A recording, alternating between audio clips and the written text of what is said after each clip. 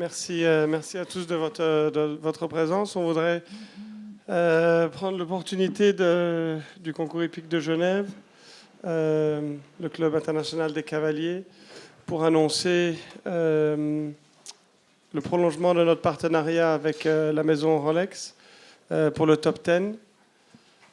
Un partenariat de 5 ans.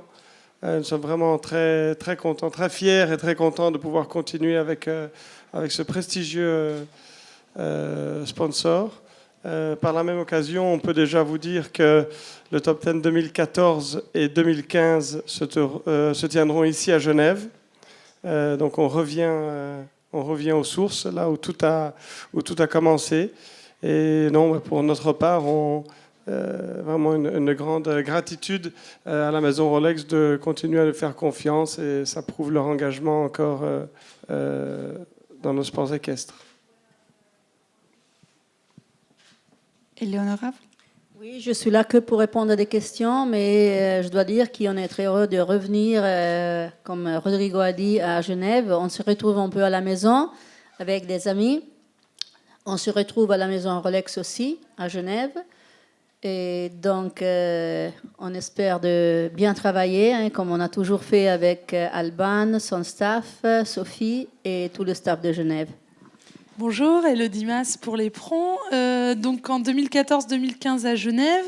Et pour les éditions suivantes, l'idée c'est quand même de tourner ou de rester à Genève? Surprise, on verra. S'il y a un nouveau partenariat, est-ce que la dotation a été augmentée ou est-ce qu'elle reste identique? Oui, bien sûr, mais comme j'ai peur que Rodrigo va dire que la dotation va être trop haut, parce que le partenariat, ça ne dépend pas seulement pour la Top 10. Le partenariat, et c'est très important pour nous, c'est aussi un soutien pour le Ryder Club, c'est-à-dire que Rolex va nous soutenir aussi pour ce qui concerne la structure du club. Et ça, c'est très important.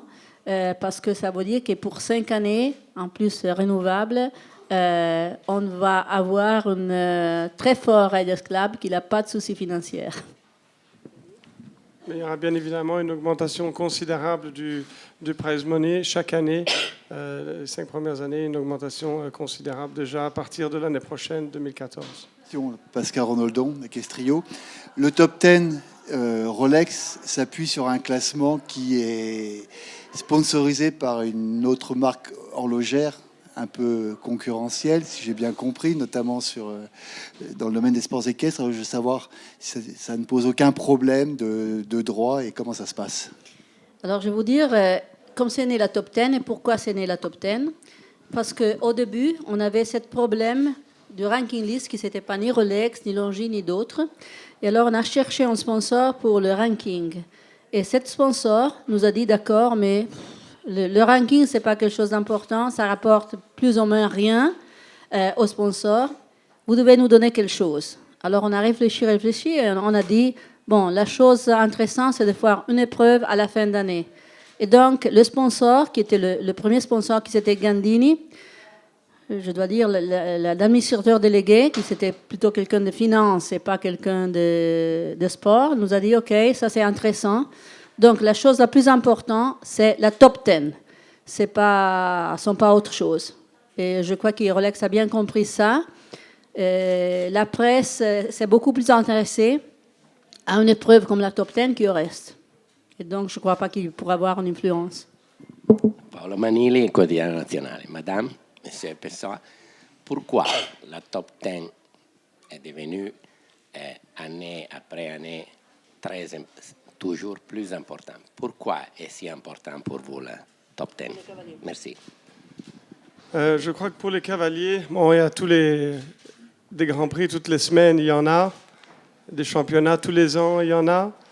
Mais je crois que la Top 10 réunit vraiment, comme au tennis, c'est quelque chose de vraiment spécial. Les cavaliers se battent vers le mois de septembre, octobre, vraiment poussent très très fort pour pouvoir participer à la Top 10 parce que c'est quelque chose d'unique, c'est quelque chose qui a qu'une fois et c'est vraiment du prestige de pouvoir gagner cette épreuve. C'est sûr que, comme j'ai dit, il y a des grands prix toutes les semaines qui sont mieux dotés, mais c'est vraiment, je crois, pour le prestige, c'est comme peut-être pas comme gagner un championnat, mais juste après les championnats, je crois que ça devance beaucoup de grands prix. C'est purement par le prestige et d'avoir vraiment les 10 meilleurs cavaliers du monde qui s'affrontent.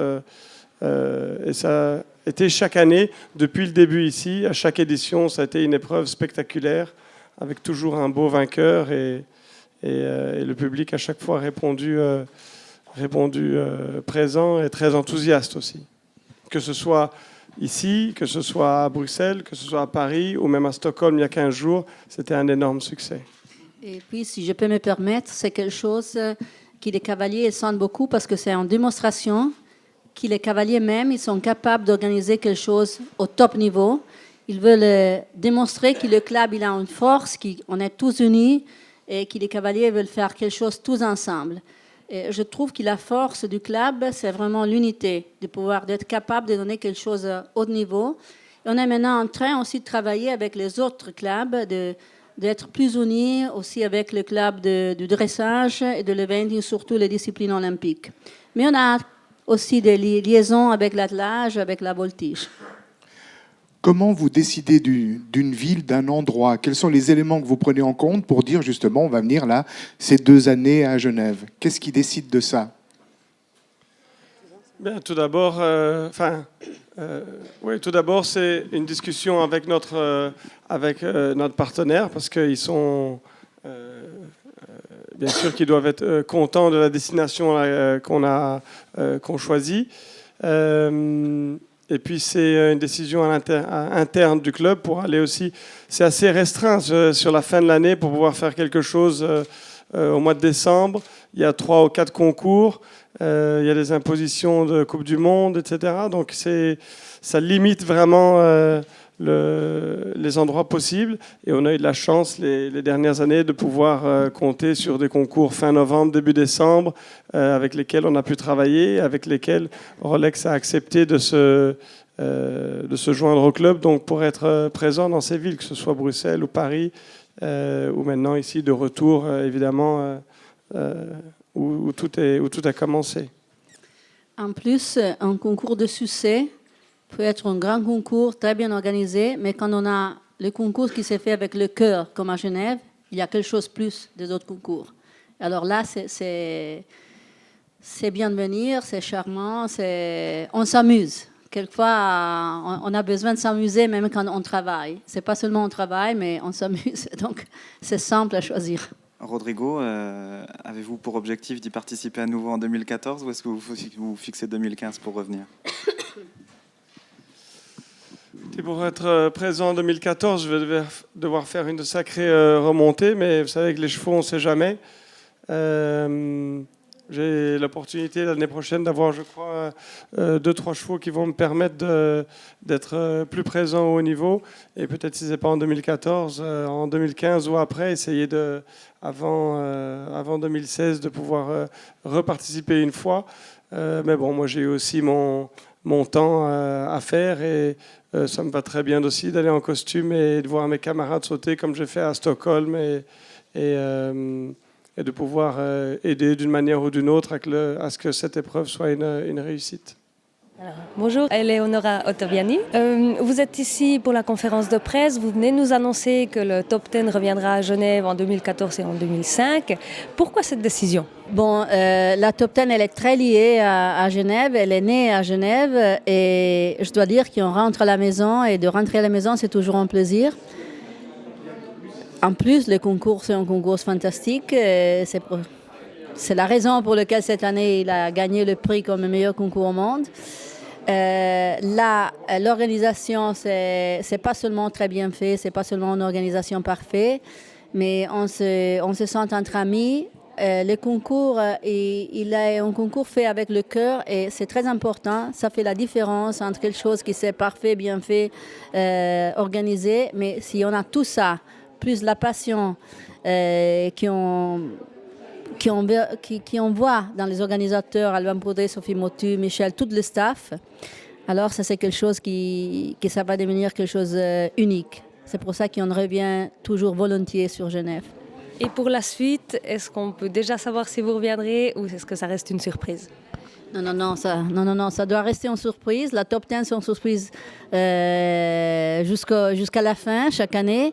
Et alors là, on veut donner un petit peu de suspense, on verra. Alors, Rodrigo Pessoa, vous venez d'annoncer que le top 10 reviendra à Genève en 2014 et en 2015. Qu'est-ce qui fait que Genève est si spéciale pour cette finale? Bon, Genève d'abord réunit tous les éléments parfaits pour pouvoir organiser une finale. C'est une infrastructure parfaite pour les chevaux, pour les cavaliers, pour les grooms, pour les propriétaires. C'est une organisation aussi qui est sans faille. C'est un très bon programme sportif. En plus, c'est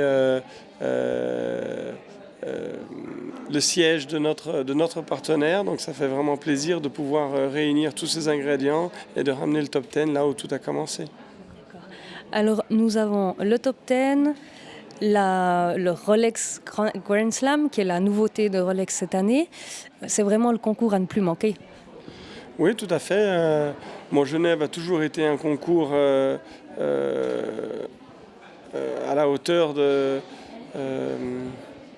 où tout le monde voulait vraiment venir, mais maintenant encore plus, parce que les efforts financiers qui ont été faits pour vraiment mettre le concours à la hauteur d'autres événements a vraiment été spectaculaire.